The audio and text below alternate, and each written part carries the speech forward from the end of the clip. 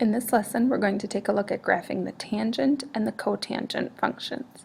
So starting with the tangent function, we need a few more pieces of information for the tangent than we needed for the sine and cosine.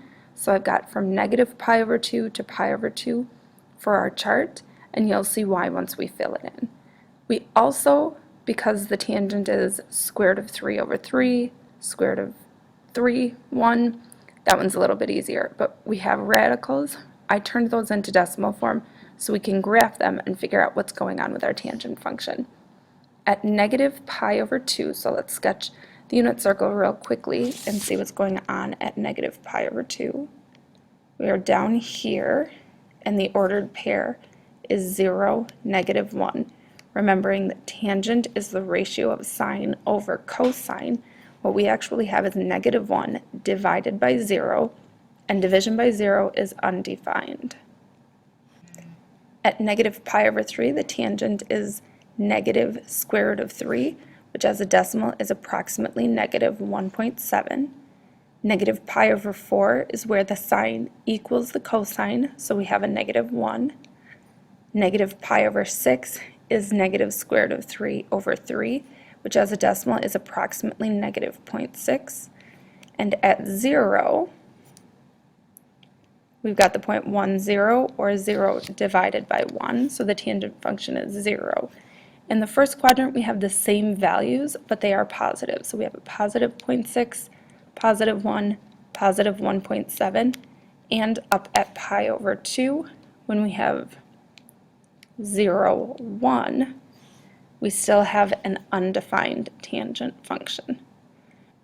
When you're thinking about the sign on the tangent function in the different quadrants, it's positive in the first quadrant, negative in the second, positive in the third, and negative in the fourth. The period for the tangent function is pi because it repeats after half a rotation. Unlike sine and cosine, which need the full rotation to repeat back where they started, the tangent function will repeat after 1/2 rotation, or pi. So I filled in the x coordinates for you so we don't have to waste time on the video doing that.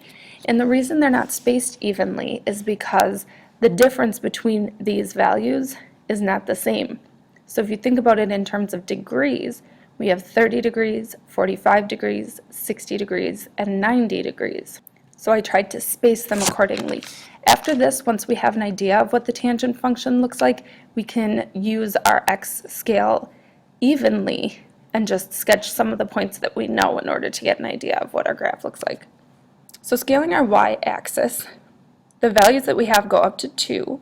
So I'm going to make sure that I have at least 2 and negative 2 on my y-axis. And then we'll sketch those undefined values as vertical asymptotes.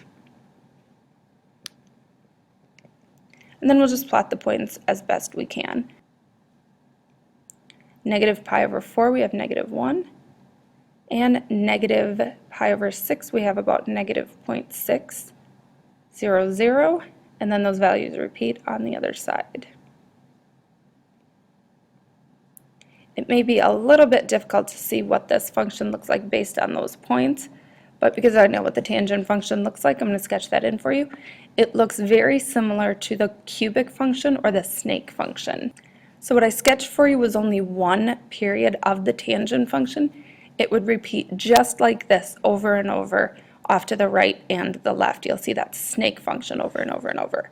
So the domain, all of those odd multiples of pi over 2 are where we have our asymptotes. So x cannot equal pi over 2 times n, again where n is an odd number. The range, notice it continues to increase and continues to decrease forever. It's kind of like that snake function or the cubic. So we have a range of all real numbers. Those vertical asymptotes occur at odd multiples of pi over 2. And the period, as we mentioned, is pi. The difference between negative pi over 2 and pi over 2, thinking about that unit circle, from negative pi over 2 up to positive pi over 2 is half a rotation around the unit circle, or pi units for our period.